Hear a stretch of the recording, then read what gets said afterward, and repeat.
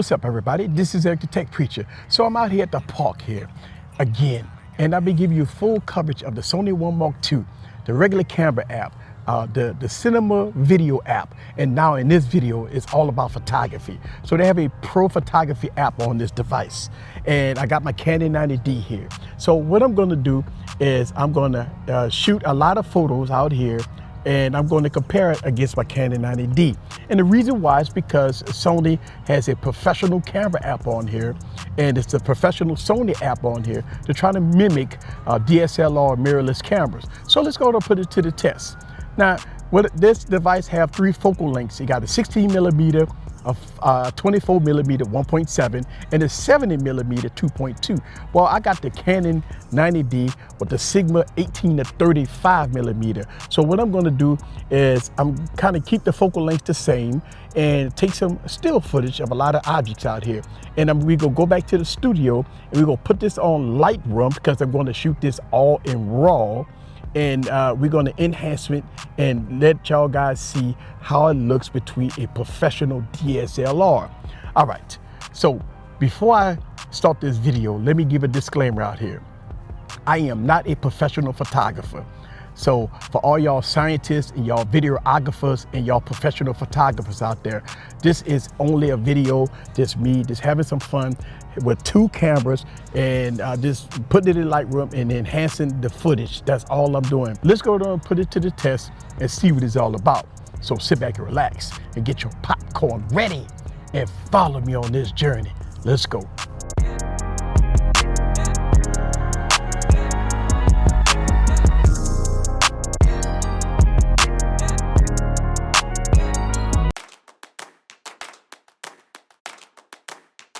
The Chosen.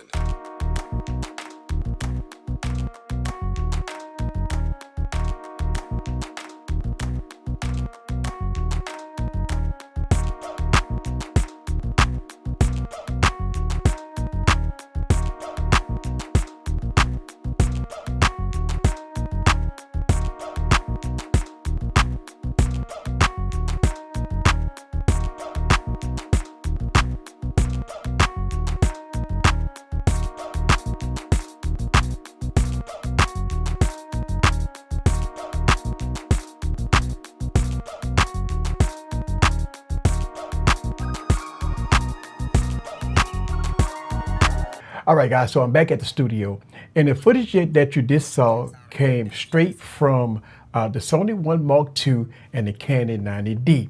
Now, I shot both of these devices in RAW, and we're going to go over the computer part in a minute, but I want to show you the interface of the Sony One Mark II so y'all guys can see the pro features if you want to use the pro app on the device. All right, so let's go and get started.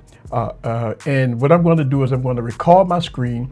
All right, so first thing, you have your menu. The menu is your file format.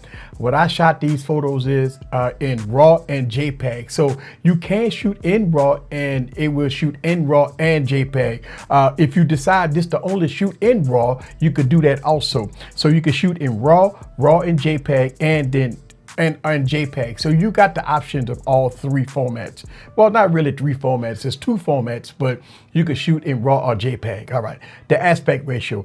I shot these photos in 4:3 with 12 megapixels, but you can also change it to 16:9, which will give you a 9 megapixel. A 1:1 aspect ratio will give you 9 megapixel, and a 3:2 aspect ratio would give you 10 megapixel. But in this video, I did it at 4:3 at 12 megapixels. Now you have your drive mode. Now I did this as single shooting.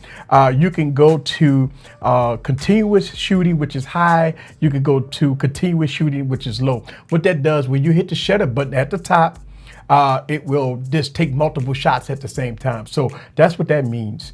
And then once you go to the next menu option, you have your exposure and color. Now, when you see this, you have your metering mode, your flash, which I was in the daytime, so I don't need a flash. Then you have your auto HDR, which I had it in D range. Now, if you shooting a lot of people and you want that soft skin effect, right there, you can check on soft skin effect.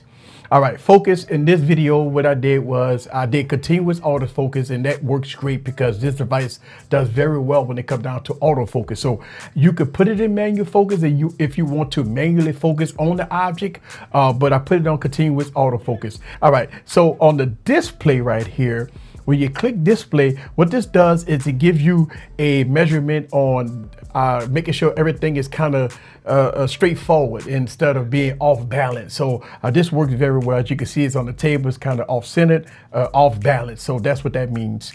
Now let's get to the lens. In this video, I did mostly 24 millimeter, 70 millimeter. I did not do 16 millimeter. And the reason why is because I wanted to put two devices side by side. So going into a 16 millimeter is too wide.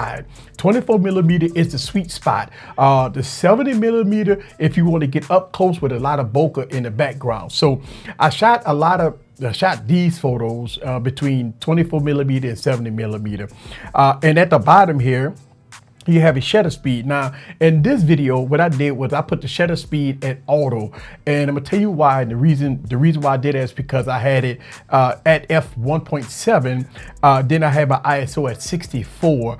So since again, when you're in broad daylight and this phone doesn't have an ND filter, you have to compensate for all the brightness and stuff like that by messing with your shutter speed. Let's get into some other features here. Once you get into white balance, I put it on auto white balance, and the reason why is because it detected that I was outside, so it balanced. The white balance was really good. And then at the top here, you do see how many gigabytes you have left. You're shooting in 12 megapixels to give you all the information that you're shooting in RAW and JPEG. So there it is. All right. So since we saw the interface here, let me go to pop up the computer so we can check out everything else. And let me give you some commentary on the raw footage. Let's go. All right, guys, so I'm in Lightroom, and I want to show you this here real quick. And look, this portion of the video is mainly focused on the Sony One Mark II, not necessarily on the Canon 90D. I mean, the Canon 90D is a professional DSLR. I mean, you could shoot in RAW, and you could do the same thing here that I'm going to show you here in Lightroom, which is your still footage. But this video is mainly focused on the Sony One Mark II. All right, so here it is. I took about 50 shots of raw images. I took 10 out of 50 shots of the best shots that I can get between both of the cameras to kind of present to you guys, just so you know. All right, here's my statue. This is the first one I want to show you. All right, as you can see, I got this one unedited, but when you saw it in the video, it was already edited. It had a beautiful hue on it, and things kind of changed. As you can see in Lightroom, it's kind of blow it out a little bit and stuff like that. So in Lightroom, what you could do is you could just hit auto, and what it does, it auto correct it for you. And as you can see, as I auto corrected it, the statue is a little dark, and the reason why is because the way I shot it, it was very bright outside, so it was tricking the camera into making sure that the background highlights is kind of toned down, but toning down the background highlights, in turn, it made the statue kind of dark. But you can make your adjustments right over here by exposure, and you can up the exposure a little bit here and go from there. So right there, and look, don't get me wrong, I'm gonna show you the Canon 90D, which you probably saw the Canon 90D. But this is unedited right here on this device. And so let's go to the next photo here. So this photo here that y'all guys saw, this one here is already pre-done. And let me see if I can go into the Sony unedited. Okay, so y'all can kind of see some of the stuff that's unedited right here. So this is unedited footage right here. All right, and as you can see, it looks really good unedited, but in Lightroom you can auto correct it and it will do it by itself. And when I hit auto, as you can see, it took the highlights and it moved it up a little bit. It took the shadows and put it up a little bit, and it took the whites and put it up a little bit. And now this is a good popping color. Now this is a fantastic shot. It took the highlights and it put it up a little bit because it detected that the highlights needed to be put up a little bit. I'm sorry, the shadows, not the highlights. So the shadows went up a little bit, but you could always tone it down. But looking at this photo, it's a fantastic photo. Let's go back. So there it is, right? As you can see, this is the before, and this is the raw footage here, right? And when you add in the color, whatever, and it looks good. So here we go, another one here that just came out of camera, right? But when I had added a little auto to it, it raised the back a little bit, right? It raised the shadows in the back a little bit to kind of give it a little more a good background there. Now, here's the thing. You don't see a lot of bokeh in these in these shots, and the reason why is because I guess the camera, even though it's shooting at 1.7 aperture, and I had it pointed focus at the statue, it didn't blur out the background. So it looked like we don't get that much blur effect there with this device. Now I shot this one here at 24 millimeters. Now I do have one that's coming up next that's 70 millimeters. So this one here is 70 millimeters. And let me go on here, add a little color to it. Now I added a little more bluish hue that I like. I mean, it toned down the highlights a little bit. I mean, we got a little bokeh in the background because this one is shot at 70 millimeters at the 2.2. So you got a little bokeh in the background. The focus is a little soft on this one. It looked like it focused a lot on the beak versus the eyes. So that's something that you definitely have to make sure that when you tap in the focus and stuff like that, or even if you use a manual focus, you want to make sure you focus on something that's focusable. All right, so this photo here was shot with 70 millimeters.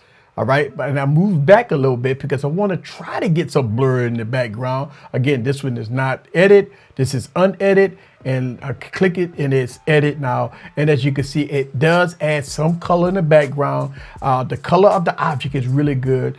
So this one is a nice photo.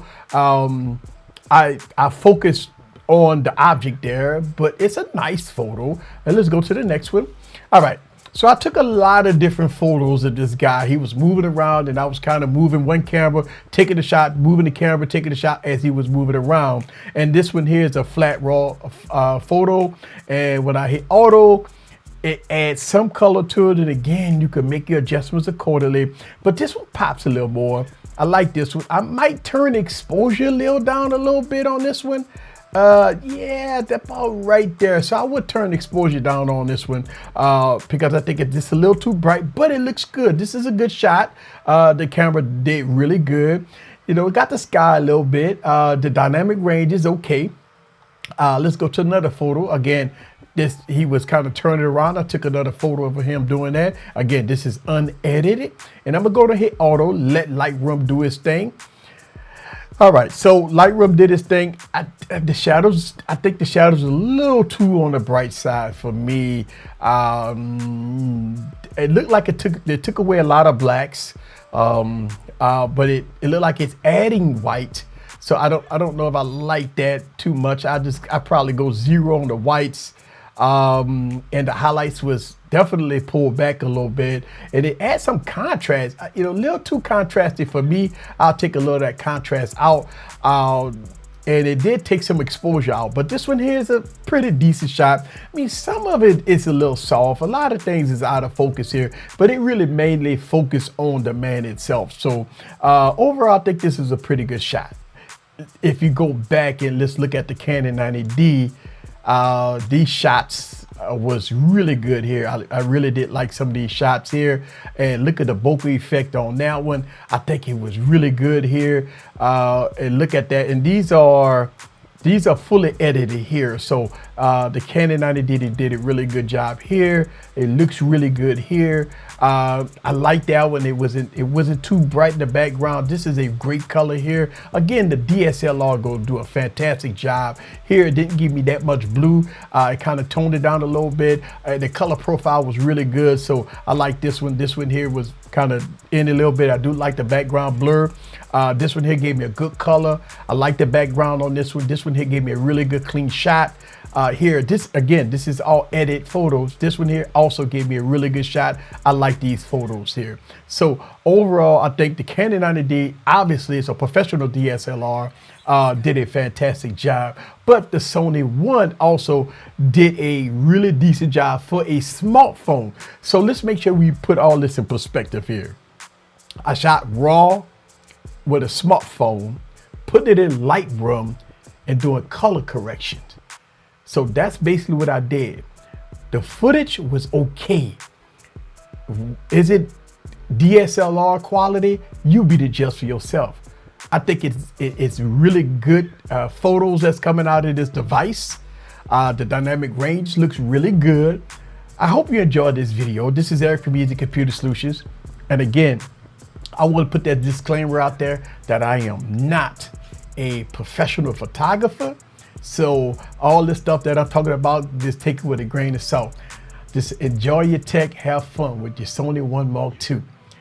Leave your questions down below. Let me know what you think about the Sony One Mark II against a DSLR. Do you like the footage that came out of this camera? See you guys on the next video. Peace.